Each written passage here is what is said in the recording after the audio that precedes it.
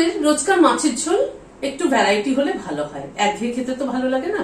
আজকে পাতলাই করেছি মাছের ঝোল, আলু পটল দিয়ে পাতলা মাছের ঝোল, কিন্তু ফোড়নটা একটু চেঞ্জ করেছি এবং মশলাটার একটুখানি তারতম্য করেছি। তাতে হয়েছে কি, টেস্টটা একটুখানি অন্যরকম হয়েছে। লাস্টে লেবুর রসটা অ্যাড করেছি, সব মিলিয়ে একটা দারুণ মাছের ঝোল রান্না করেছি। চলুন তাহলে দেখতে থাকি।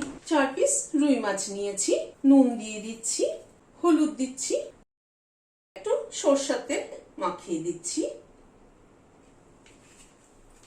কড়াইতে সরষের তেল দিচ্ছি, তেলটা গরম হয়ে এসছে, মাছগুলো ছেড়ে দিচ্ছি,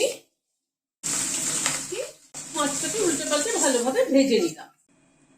ওই তেলে হাফ চামচ মেথি ফোড়ন দিলাম। আমরা তো নর্মালি পাতলা ঝোলে কালো জিরে ফোড়ন দিয়ে থাকি, কিন্তু মেথি ফোড়নে খেয়ে দেখবেন দারুণ লাগে। একটা কাঁচা লঙ্কাকে মাঝখান থেকে চিড়ে দিয়ে দিলাম।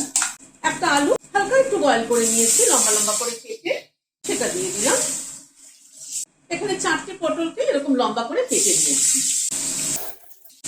আলু পটলটাকে একটুখানি কেটে নিচ্ছি, অল্প একটু নুন দিয়ে দিলাম, অল্প একটু হলুদ দিয়ে দিলাম। আলু পটলটাকে ভালোভাবে ভেজে নিলাম।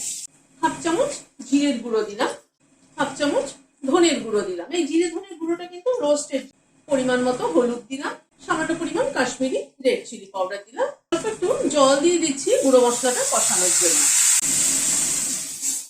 একটা টমেটোকে 4 টুকরো করে নিয়েছি, বড় সাইজের টমেটো। আরো একটা কাঁচা লঙ্কা মাথাটা চিড়ে দিয়ে দিলাম। মশলার সাথে টমেটোটাকে একটু নাড়াচাড়া করে নিচ্ছি। আমি এখানে টমেটো পেস্ট ব্যবহার করলাম না, কারণ যেহেতু পাতলা মাছের ঝোল, টমেটো পেস্ট দিলে পরে কিন্তু ঝোলটা ঘন হয়ে যাবে। সেই জন্য টমেটো গুলোকে টুকরো করে দিলাম, এবং ঝোলে সেদ্ধ হলে পরে সেটা কিন্তু ভাতের সাথে মেখে খেতে দারুণ লাগবে। আর একটু গরম জল দিয়ে দিচ্ছি। আজকে আদা বাটা কিন্তু ব্যবহার করব না, খালি জিরে ধনের গুঁড়ো দিয়ে পাতলা মাছের ঝোল করবো। গ্যাসের ফ্লেমটাকে মিডিয়ামে রেখে আরো প্রায় মিনিট 2 সময় ধরে মশলাটাকে কষিয়ে নিলাম। এবার গরম জল দিয়ে দিচ্ছি, মাছগুলোকে দিয়ে দিলাম। ঝোলের মধ্যে মাছগুলো একটু ফুটে উঠুক। নুন দিতে ভুলে গিয়েছিলাম, ঢাকা দিয়ে দিচ্ছি একটু। মাছটা কিন্তু ঝোলের মধ্যে মিনিট 2 মতো ফুটলো। লাস্টে একটা পাতিলেবুর হাফটা নিয়েছি, সেটার রসটা দিয়ে দিচ্ছি, আর অল্প একটু কাঁচা সরষের তেল অ্যাড করে দিচ্ছি। ঝোলে কিন্তু মেথি ফোড়নের গন্ধটা দারুণ লাগছে।